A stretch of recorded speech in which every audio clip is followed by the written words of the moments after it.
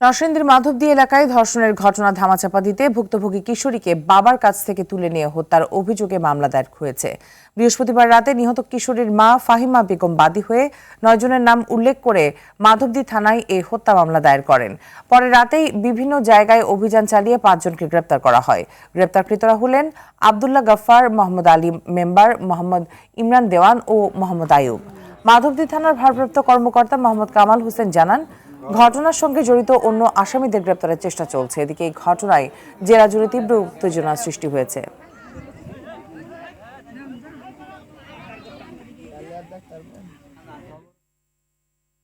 ধর্ষণ ও হত্যা চাঞ্চল্যকর খবরের সর্বশেষ অবস্থা জানাতে নরসিংদী থেকে সরাসরি যুক্ত হচ্ছেন আমাদের সহকর্মী নূরে আলম। রনি, প্রধান আসামি গ্রেপ্তার হয়েছে কিনা, আর যে ইউপি মেম্বার বিচার না করে এলাকা ছাড়ার নির্দেশ দিয়েছিলেন তার কোনো বক্তব্য কি পাওয়া গেছে কিনা জানাবেন।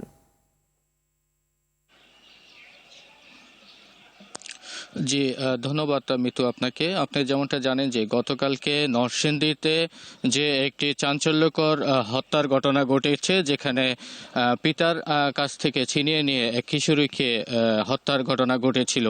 তো এই ঘটনায় কিন্তু গতকালকে পুলিশ অভিযান চালিয়ে 5 জনকে গ্রেপ্তার করেছে। এই 5 জনের মধ্যে যে প্রধান আসামি সেটি নুরাকে, তাকে কিন্তু এখনো গ্রেপ্তার করতে পারেনি পুলিশ। আমরা যেমনটা জেনেছি যে এই নুরা গত 15 দিন আগে এই কিশোরীকে তার সংঘবদ্ধ দল নিয়ে তাকে কর্মস্থলে ফেরার পথে তাকে তুলে নিয়ে ধর্ষণের ঘটনা ঘটে, এবং এই ধর্ষণের পর কিন্তু এটি সামাজিকভাবে আপোষ মীমাংসা করার জন্য স্থানীয় এক ইউপি মেম্বার চেষ্টা চালায়, এবং সেখানে কিন্তু একটি মোটা অঙ্কের জরিমানা আদায় করা হয়।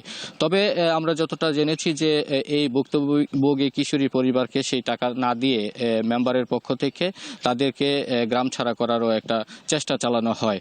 এরপরে কিন্তু এই নুরা যে মূল আসামি, সে কিন্তু বিচার দেওয়া সালিশ দেওয়ার কারণে কিন্তু ক্ষিপ্ত হয়ে গত 2 দিন আগে বুধবারে যখন কিশোরীর পিতা তাকে খালার বাড়িতে দিয়ে আসতে চেয়েছিল, তখন কিন্তু সে পথরোধ করে 4-5 জন সাথে নিয়ে তাকে তুলে নিয়ে কিন্তু তাকে হত্যা করে একটি সরিষা ক্ষেতে ফেলে যায়। তো এই ঘটনার পর কিন্তু নিহতের মা বাদী হয়ে মাধবদী থানায় 9 জনকে আসামি করে মামলা দায়ের করেন। এর মধ্যে প্রধান আসামি করা হয় নুরাকে।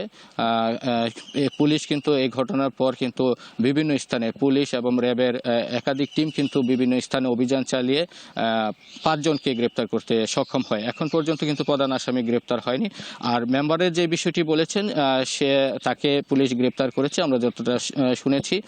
তো এখন পর্যন্ত পুরো এলাকায় একটি থমথমে পরিস্থিতি বিরাজ করছে, এবং আমরা যেমনটা জেনেছি যে এই নুরা আমেনা যে কিশোরীকে হত্যা ঘটনা ঘটেছে, তারা একটি ফ্যাক্টরিতে শ্রমিকের কাজ করত, এবং কাজ করাকালীন সময় কিন্তু এই নুরা তাকে উত্ত্যক্ত করে আসছিল এবং বিভিন্ন সময় বিয়ের প্রলোভনও দেখিয়ে আসছিল, কিন্তু আমেনা তাকে পছন্দ করেনি, তাকে বিয়ে করতে রাজি হয়নি। সেক্ষেত্রেই কিন্তু তারা এই হত্যার ঘটনাটি ঘটিয়েছে।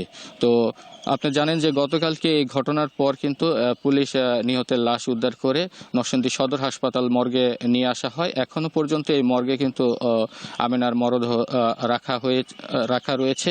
তো এখনো তার ময়নাতদন্তের কাজ শেষ হয়নি। আমরা যতটা জেনেছি যে অসংখ্য ধন্যবাদ আপনাকে আমাদের সাথে যুক্ত হবার জন্য।